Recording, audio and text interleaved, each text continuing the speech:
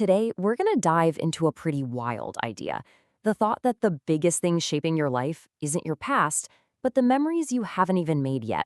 Yeah, I know. So let's unpack how that's even possible. All right, let's start with a belief most of us just kind of accept as true. The idea that our past is our blueprint. We're always told our history writes our destiny. But today, we're going to push back on that hard. It's a compelling story, right? That all our past experiences, the wins, the losses, are basically puppet strings controlling what we do today. But what's really interesting is when you challenge that. What if that's not the whole picture? Not even close. Okay, so if our past isn't in the driver's seat, then what is? This question right here is the key. It unlocks a totally new way of thinking about our decisions, our goals, and really the whole story of our lives. The answer, well, it's a concept that feels a little like science fiction at first, but it's actually deeply, profoundly human. It's not about being pushed by the past. It's about being pulled by what we're going to call your future memories. So get this. The memories you'll one day look back on, those are the things secretly guiding you right now. It's not about what has already happened. It's all about what you hope will have happened.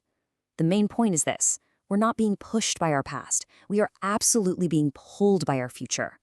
So let's put a clear definition on this so we're all on the same page. A future memory is that super vivid picture you have in your head of something that hasn't happened yet. Like imagining the feeling of finally getting that diploma or the pure joy of a family vacation you're planning. It's this mental preview that secretly steers the choices you're making today.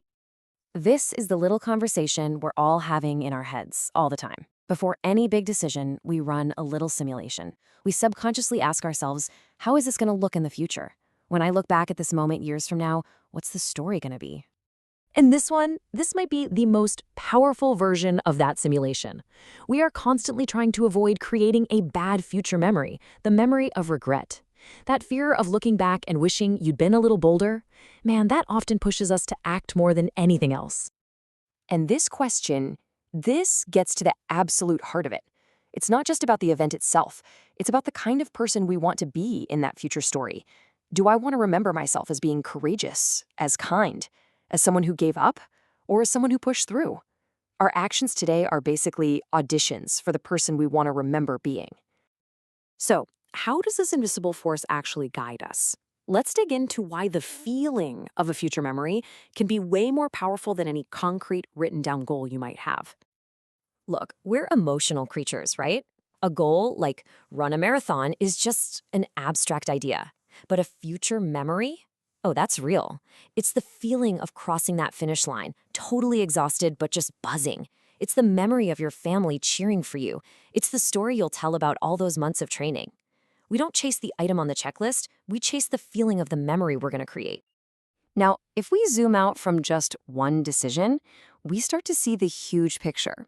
This isn't just about hitting targets. It's about crafting the entire story of your life, the narrative you are actively writing day by day.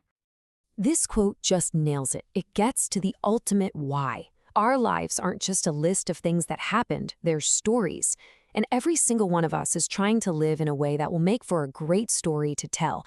To other people, yeah, but mostly to ourselves.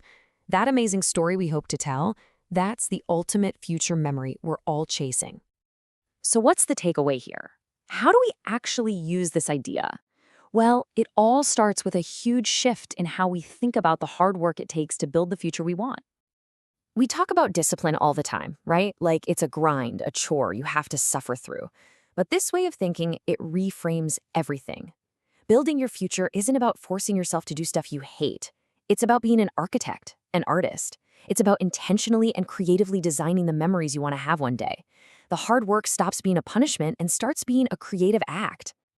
And that brings us to the end. The past, that's a story that's already been written. But the future, that's a whole library of stories just waiting to be lived.